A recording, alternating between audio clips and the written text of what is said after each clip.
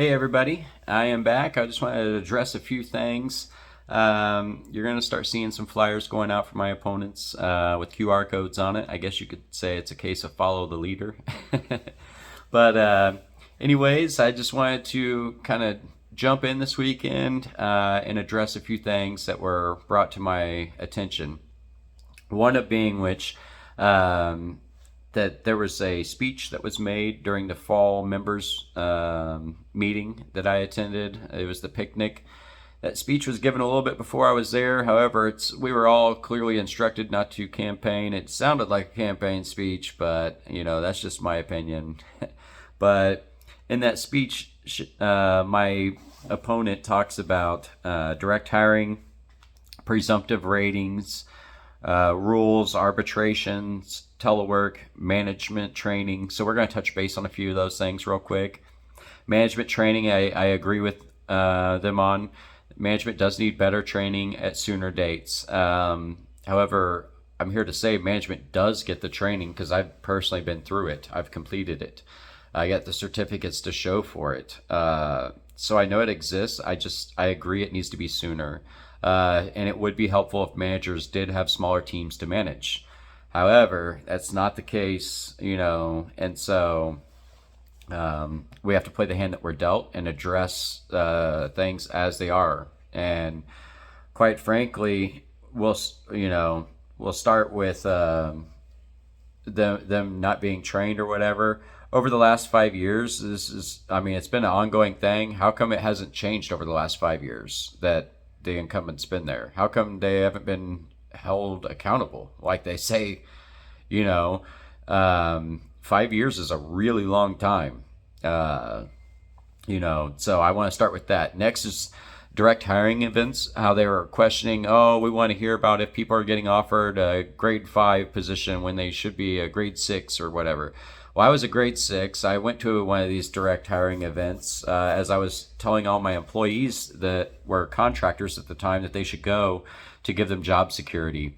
However, I felt hypocritical since I had not been to one myself. When I went to one myself, I was offered a GS5 position with a step increase. I brought the concern up immediately then and there that I'm going from the same PD to the same PD, the same series to the same series, 0592 to 0592, like tax examiner. Why is my time and grade not being honored? And even HR, everybody there, they all agreed that's just how it is. They only externally will offer you the lowest grade if you apply externally. However, internally, they will honor your time and grade. This is not correct. I don't think it's correct, and I don't agree with it. However, it's been brought up for several months now, and so her just asking about it at the recent fall members meeting is way behind. Presumptive rating, that was spoke on as if they really knew the ins and outs of presumptive ratings, which I find really ironic as well, considering the fact that one of the 4 grievances that was represented on my behalf by the union, including the current incumbent president who handled the presumptive rating grievance, all they ended up doing was turn around and handing it back to the same steward that was having meetings on my behalf without talking to me, and that ended up ultimately making a decision without even speaking to me. So they can sit here and say that they know all this stuff about presumptive ratings, but at the end of the day, again, actions speak louder than words. And the action was their grievance had failed, which made me have to not only self-educate for the next several months, but I had to self-represent to be able to get the results that I so desperately not only wanted but deserved. And I did. I ended up winning my grievance hands down. That the same exact charge, the same exact everything that they're claiming now that they know all about. So I find that really ironic. Arbitration, I find it ironic that they complain about arbitration. Arbitration is a vital key tool for us to be able to defend your rights. So if the agency and the union doesn't agree, we go to arbitration. That's what it's there for. It's a final say, a court say, to be able to determine who's right and who's wrong. And apparently our current our current president doesn't think that that's a good idea to utilize because it's expensive. In the same time, they're paying the same rough expenses to send stewards to other states for in-person training that, quite frankly, could be done virtually, free of charge. So again, it's real easy to be hypocritical and say, oh, this is expensive. It's something used to defend your rights, but training, we're going to pay the same cost for, and we're going to send them out for training. And have you seen the results of that training? I have. Again, day shift stewards are operating vastly different from night shift stewards, and that's concerning. If you're having training, where's it going? And why isn't equitable across the board per se? The bullying and harassing, they run on anti-bullying and anti-harassment. Again, hypocritical. You want to look at the union page. What's the definition that they gave? Steward. How many times have they given definitions before? Never. I find it a bit ironic that the one time my phone autocorrects steward, or corrects steward to steward, and our vice president jumps on me trying to criticize me for it before having me blocked from their page. Then they want to turn around and make posts about it. So again, is that bullying, or are you protecting bullying? Are you harassing, or are you protecting harassment? These are all things, again, actions speak louder than words. So they can sit here and tell you what you want to hear all day long, but what actions have what's been the fruits of these actions? What's the fruits of the labor? What's come about over the last 5 years? The fitness center being opened, and that taking priority over the union office being opened. Why is the union office doors closed to appointment only, and they won't attend your grievance meetings, yet they will fly out of state, to attend training in person?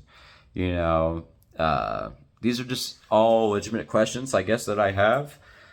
And the last thing I want to point out too is it's nothing against them. As a matter of fact, I'm actually fighting for their rights to be able to campaign in all the areas that they should be able to campaign in. I want them to get their message across. I highly encourage you to check out their message, because I don't want you just living in an echo chamber hearing only one side of the fence. I want you to take everything into consideration. One thing though is behind the scenes, I'm fighting for the cafeteria to be utilized. Is that, to me, it classifies as a break room, a non-work area, which is clearly outlined in the rules set forth by Department of Labor. However, the agency thinks that they can override the Department of Labor on these rules, and I'm waiting for clarification on that. And again, this is all to enable more areas for not only just myself, but my opponents to campaign in as well. And this is all running synonymously as my campaign, the battle. Lastly, with a shutdown looming, I'm going to attach shutdown guidance for furloughed employees to the bottom of this video. You can feel free to check out that guidance. It's got a great Q&A PDF in there that goes through and actually answers all the questions that you may end up having. It's a very great source of information. And again, it's from OPM. OPM is the Office of Personnel Management, and they're the ones who set forth and create CFRs, which is Code of Federal Regulations, which is what regulates other agencies such as the Internal Revenue Service, and they have to abide by those. And so having somebody that's knowledgeable in that area is going to prove to be vital. So while my experience may be less than my opponent's, just know that the experience doesn't equate knowledge, and we've seen it time and time again in the agency where seniority or time and grade gets people in positions and not knowledge or performance. And so we end up having things be underperforming within the agency due to that. Please don't let our union become that as well. We need to get complacent people out. We don't need career politicians that just sit in the same position for years on end. We need to vote them out, get new people in that are willing to not only come in and fight to earn your dues, but prove that not only themselves, but prove to you that they not only have it, but are willing to take on every battle. Thank you. And I hope you have a fantastic week. Don't forget, the 26th is when the ballots will be mailed out, so you should be seeing them this week. Thanks, and have a nice night.